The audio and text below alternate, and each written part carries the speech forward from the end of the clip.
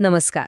आजच्या ह्या विश्लेषणात आपण एका अशा सरकारी योजनेबद्दल बोलणार आहोत जी महाराष्ट्रातल्या बांधकाम कामगारांसाठी खरोखरच एका मोठ्या आधारासारखी आहे.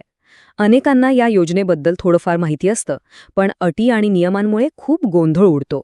म्हणूनच या 51,000 रुपयांच्या थेट मदतीमागचं सगळं गणित आपण अगदी सोप्या भाषेत डिकोड करणार आहोत. चला तर मग लगेच सुरुवात करूया.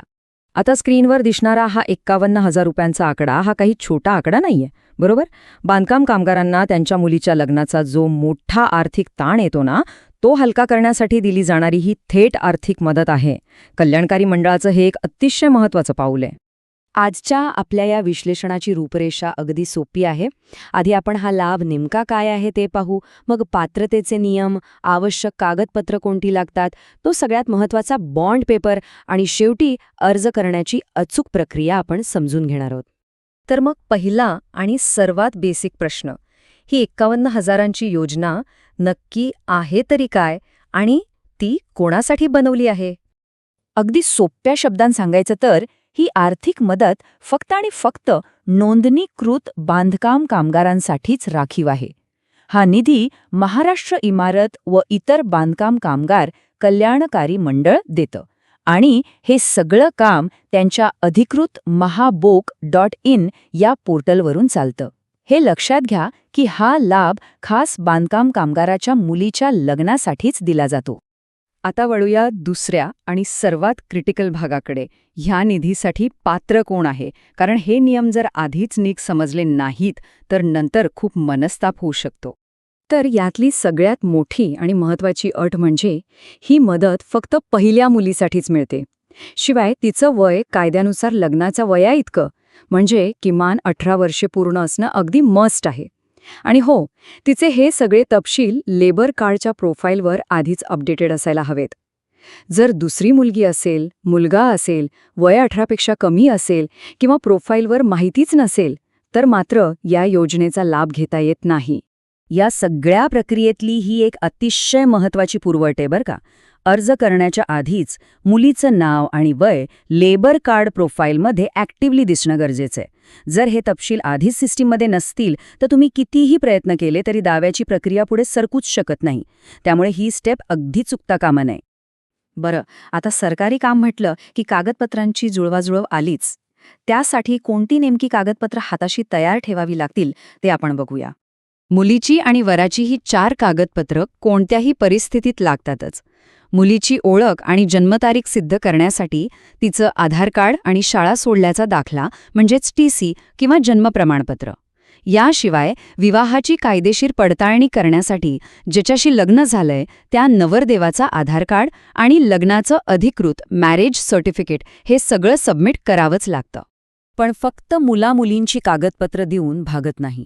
जो मुख्य अर्जदार आहे म्हणजे आपले बांधकाम कामगार, त्यांना स्वतःची ओळख आणि नोंदणीचा पुरावा द्यावा लागतो. यात लेबर कार्डची पावती, स्वतःचा आधार कार्ड आणि बँक पासबुक द्यावं लागतं.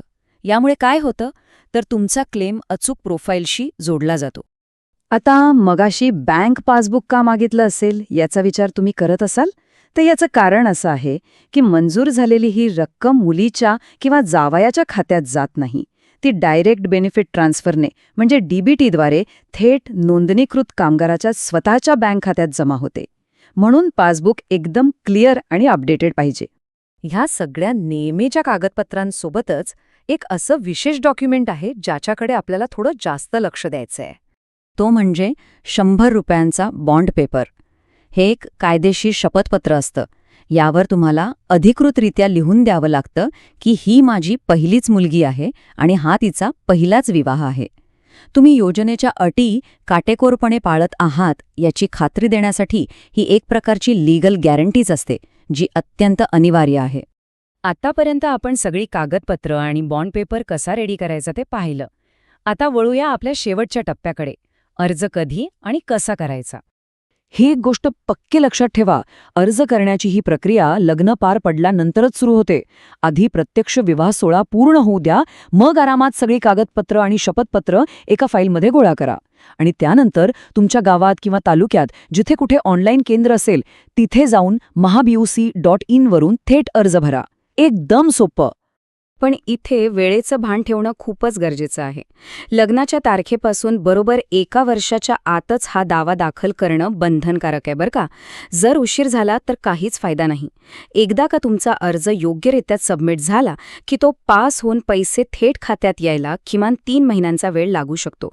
त्यामुळे थोडा संयम नक्कीच ठेवावा लागतो. सगळी कामं शेवटच्या क्षणावर ढकलण्याची सवय इथे मात्र महागात पडू शकते. त्यामुळे आजच आपलं लेबर कार्ड प्रोफाईल पूर्णपणे अपडेटेड आहे ना, हे एकदा नक्की तपासून पहा. ही 51,000 रुपयांची मदत एका कामगाराच्या कुटुंबाचा केवढा मोठा भार हलका करते. पण विचार करण्यासारखी गोष्ट ही आहे की माहितीच्या अभावी अशा अजून कितीतरी कल्याणकारी योजना तशाच पडून असतील. तळागाळातल्या कामगारांपर्यंत त्यांचे हक्काचे पैसे पोहोचवण्यासाठी आपण एक समाज म्हणून अजून काय पावलं उचलायला हवीत, या प्रश्नावर नक्की विचार करा.